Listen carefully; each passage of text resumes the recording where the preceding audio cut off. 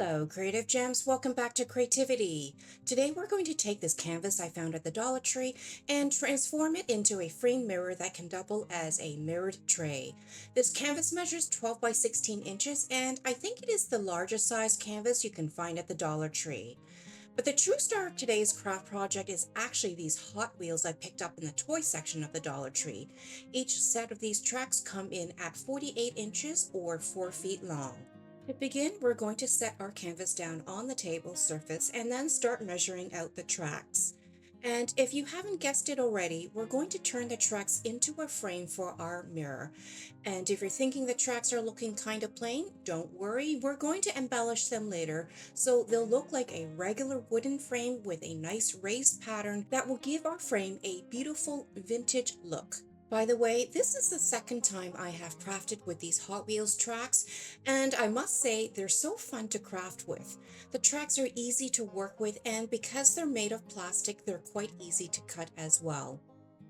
And while we work on measuring and cutting the tracks to size, comment down below with the words Hot Wheels and let me know if you have ever crafted with these tracks before.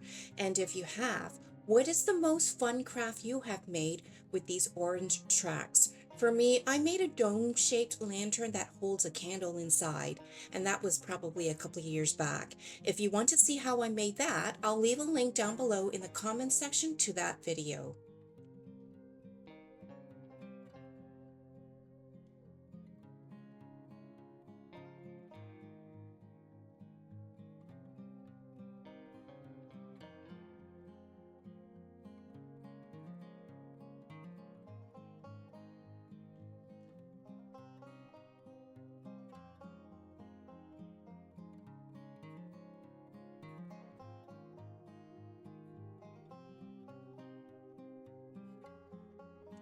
Now, once you have all four pieces cut to size, you'll need to figure out which side you want to glue down.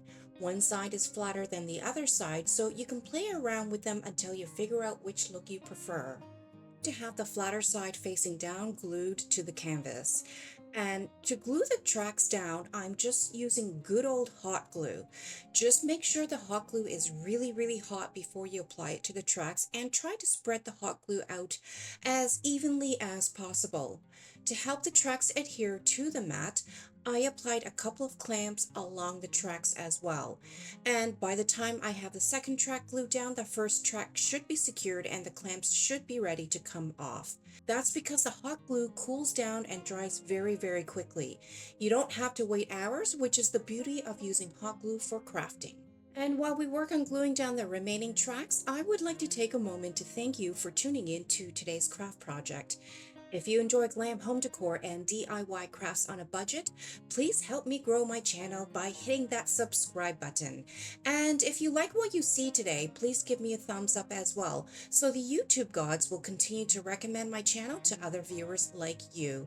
And the best part is, subscribing and giving me a thumbs up is absolutely free, but will make a world of difference to me and my channel. Now, with all the tracks glued down, we're going to work on the next step to create some dimension for our frame. We want to make it a little more ornate than it is currently. So I have a silicone mold here I bought on Amazon. It has a few Baroque scroll molds, and this is what we're going to use to create a 3D pattern that will go right onto the Hot Wheels tracks. Here I'm applying hot glue straight into the molds. And by the way, these molds I found on Amazon are usually used for baking, but as you can see here, they're also perfect for crafting. If you're interested in using these molds for your craft projects, I'll leave a link down below in the description box along with links to all my other favorite crafting tools and embellishments used in today's craft project. Once each mold you want is filled, you'll need to wait 2 to 3 minutes for the molds to completely cool before removing the glue pieces from the mold. Once the glue is fully cooled, you should be able to peel each piece out from the mold without any breakage. And this is what the pieces should look like. When you have made enough of the pieces, it's time to lay them down onto the Hot Wheels tracks and see what pattern you like best. There's really no rule on the pattern, so play around with the pieces and try different design patterns until you hit on something you like.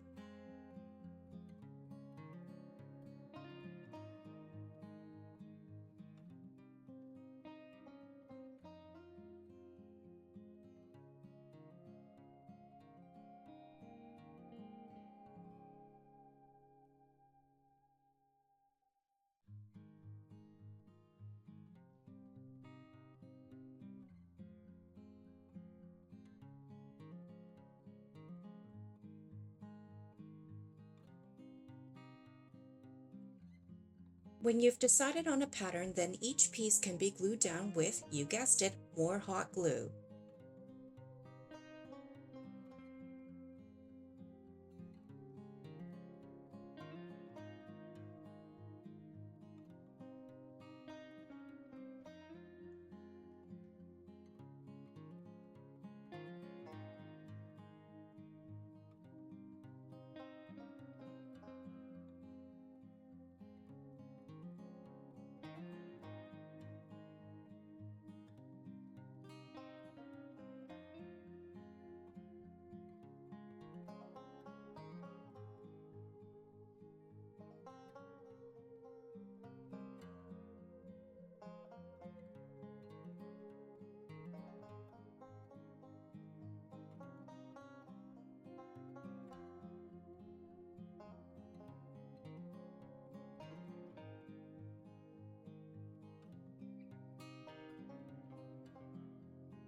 So here we have one side done, and I'll continue with the rest until all four sides are done.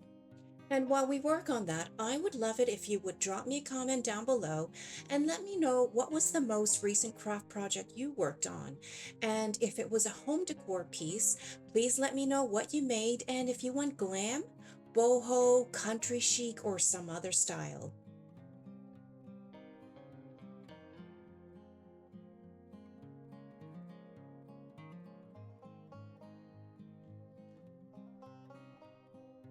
And now with all four sides done, this is what our Hot Wheels frame looks like so far. Not very pretty yet, but that's going to change real quick. As you can see, I already put some painter's tape onto the canvas so we can start painting the Hot Wheels tracks. I'm starting off with some white primer left over from a previous home reno project. This is actually a very thick paint and primer combo, and it will serve two purposes. One, the primer is very thick, so I'm hoping it will do a good job covering up the orange color of the Hot Wheels tracks. Secondly, if you decide you want to paint your frame a different color, the primer will help your paint stick, whereas if you just applied acrylic paint directly onto the track, it would not adhere well as the track is plastic with a very smooth, slick finish. Here I'm using a 1-inch wide paintbrush, and I'm using the tips of the paintbrush to really get into those grooves, corners, and edges.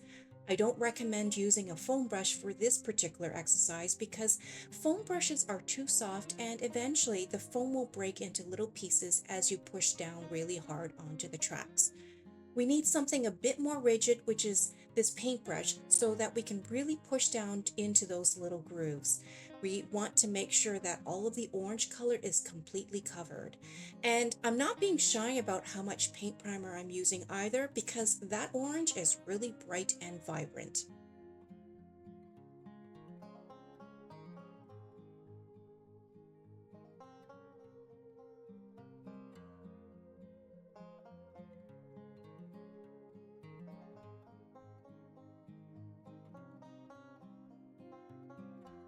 So after applying one thick coat of paint primer, I left it for about an hour or so to dry, and here's what our frame looks like. I'm not sure if the camera is able to pick it up, but I still see some tiny bits of orange here and there peeking through. So I'm going to have to go back in with a second coat of paint primer. So it's a good thing I didn't wash out my paintbrush yet. I actually wrapped it in saran wrap, which is a little hack I like to use because I'm really lazy and I only want to have to wash my paintbrushes once for each craft project.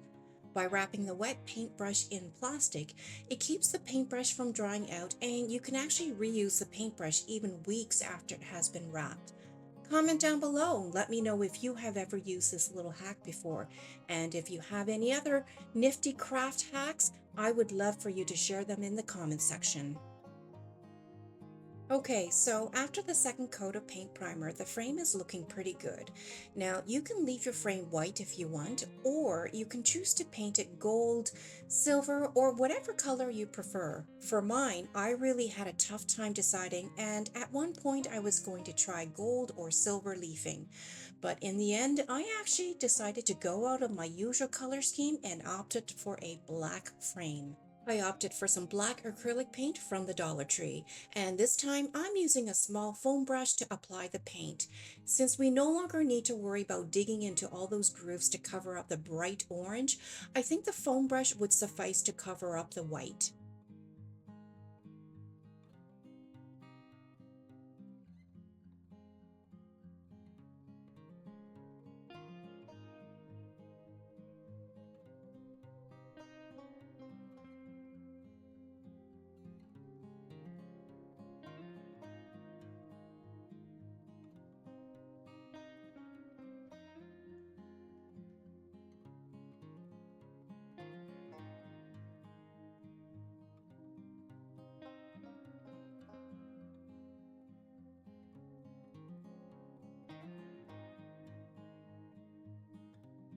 Okay, so here's what our frame looks like now. The black paint went on extremely well, but I'm really not happy with the matte finish. The paint is looking very flat, and I really wanted the Baroque scrolls that we glued down onto the tracks to pop. So we're going to fix that up by applying one coat of Mod Podge. Mod Podge actually comes in a variety of finishes including matte, satin, silky, glossy, and even glitter.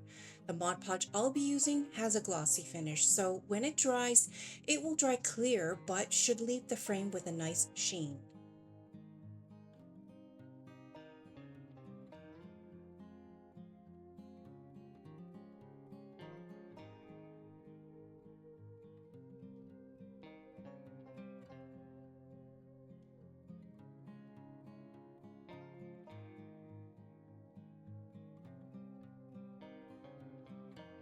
So I Mod Podge one side of the frame and I left the Mod Podge to air dry for a couple of hours. And then now take a look at this. It really does have a sheen to it.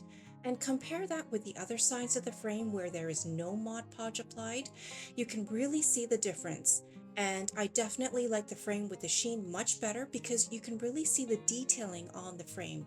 So I'll continue with the glossy Mod Podge until all four sides of the frame is done.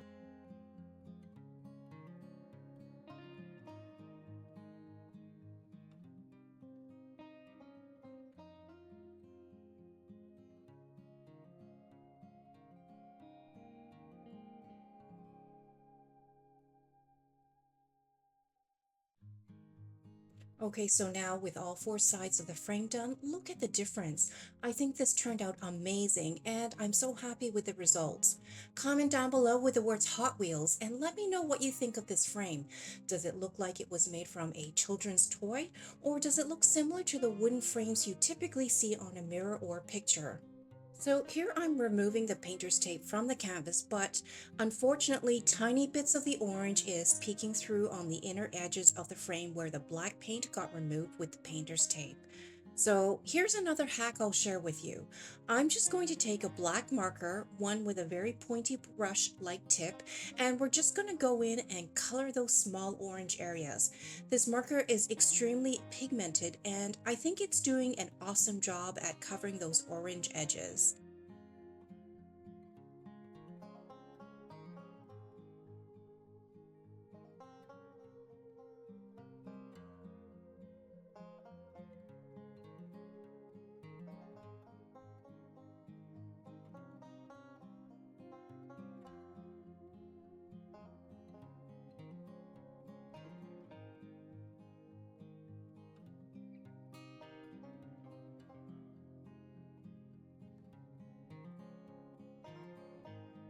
And now with that done, let's turn this framed canvas into a framed mirror. Here I have 6 mirror tiles, each measured 4 by 4 inches. Dollar Tree sells similar ones that are slightly larger, but if you can't find any of those at your local Dollar Tree, these ones are sold in bulk on Amazon, and at the time I purchased them, I got a whole bunch of them for less than 50 cents a piece. Here I've laid down a total of 6 tiles in the center, leaving some exposed canvas, so we'll cover that up with some decorative trim. These are some of my favorite trim to craft with because when the light hits those little rhinestone pieces on the trim, they really glitter beautifully. Now, before I cut the long pieces for each side, I'm going to see how wide each piece will need to be. The great thing about this trim is that you can cut it to size, and the trim is very flexible and also self-adhesive, so no glue is necessary.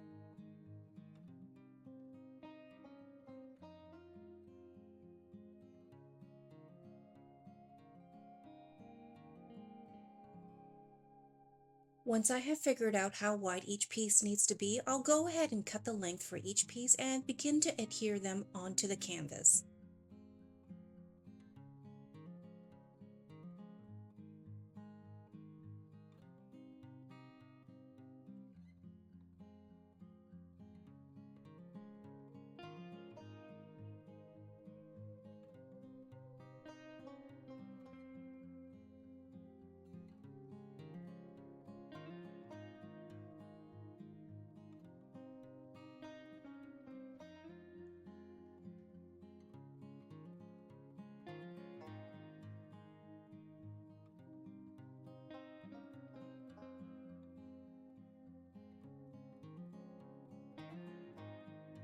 I've got two sides done now, and so I'm going to go ahead and start gluing down the mirror tiles flush against the rhinestone trim. Here I have a bottle of glass and metal glue from the Dollar Tree that I'm using. The glue won't dry as quickly as hot glue, so I'll have enough time to reposition the mirror tiles if necessary. And while we work on this, I would love to know whether y'all make crafts at home. And if you do, I would be curious to know what crafts you like to make and what some of your favorite home decor pieces are. Drop me a note in the comments section to let me know.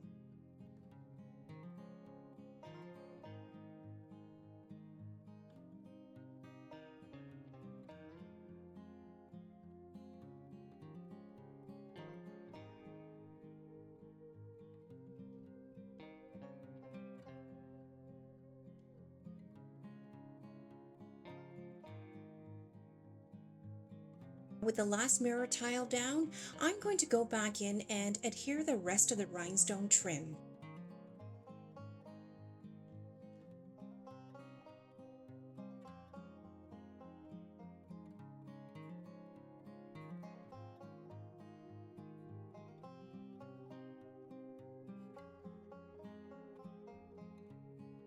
Once all the trim is applied, here's what the framed mirror looks like. See how the rhinestone trim glitters and sparkles so beautifully? And here's the frame sitting against a wall. Of course, you could also hang the frame up, but I actually want to show you a second design for this frame mirror that will turn it into a tray. So let's take this back into the craft studio. Here I have a rectangular charger plate from the Dollar Tree. Dollar Tree sells these in many different colors, and for our craft project you can use whatever color you have from your craft supplies, because we're actually going to turn this plate upside down and paint the sides. We'll then use this plate as a base for our tray. But before we assemble the two pieces together, I'm going to take the advice that one of my viewers recently offered and rough up the surface of the charger plate with a piece of sandpaper. That's because the charger plate has a smooth plastic finish, so we need a way for the paint to stick to the plate. The sanding will rough up the surface, making it easier for the paint to grip onto the surface of the charger plate. So now with all four sides roughly sanded down, I'm going to go in with some gold metallic paint. I'll apply a first coat to the charger plate and then let it dry before applying a second and third coat. We'll need multiple coats because the underside of the charger plate is black, so it will need several coats before the gold color will really become vibrant.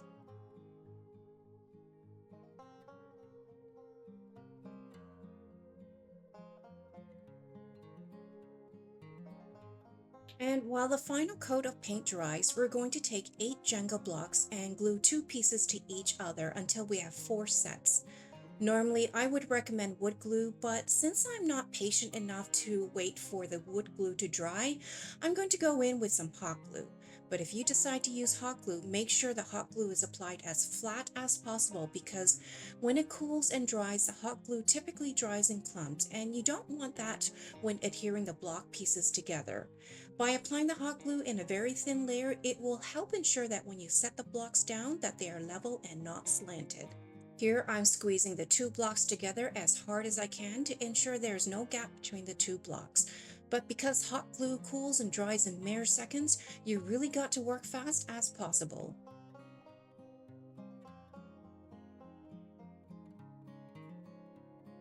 With 4 sets done, now I'm going to go back in and paint them with the same gold metallic paint that we used earlier on the underside of the charger plate. A little tip is that for each set, you'll only need to paint the sides that will be exposed. I'll show you in a bit what I mean. So here I have the charger plate laying upside down on the table surface. The paint has fully dried and I've also laid down the sets of Jenga blocks, 1 set on each of the 4 corners. Since the mirror tray will lay on top, I left the top side of the Jenga blocks unpainted since no one will see that anyhow.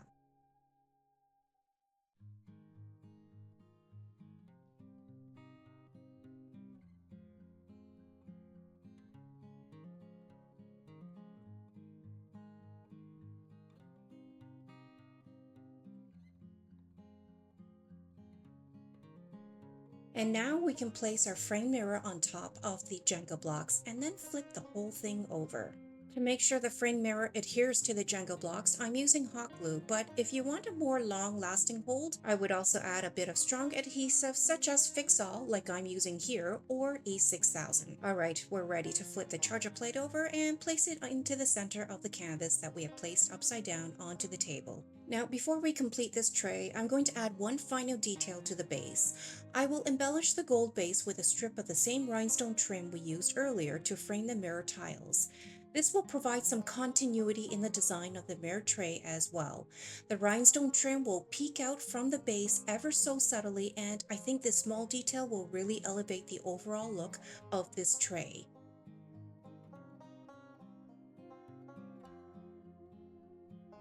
And here's the final look for our mirror tray.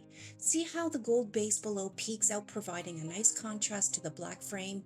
The custom-made frame has an ornate Baroque vintagey style look to it, and it kind of gives off a tiny bit of a gothic glam vibe as well, don't you think? Comment down below with the words Hot Wheels and let me know how I did with the custom-made frame. And if you enjoyed this video, please like and subscribe to my channel and share with other creative gems. Also, hit the notification bell and check out these next videos for more amazing glam home decor craft ideas.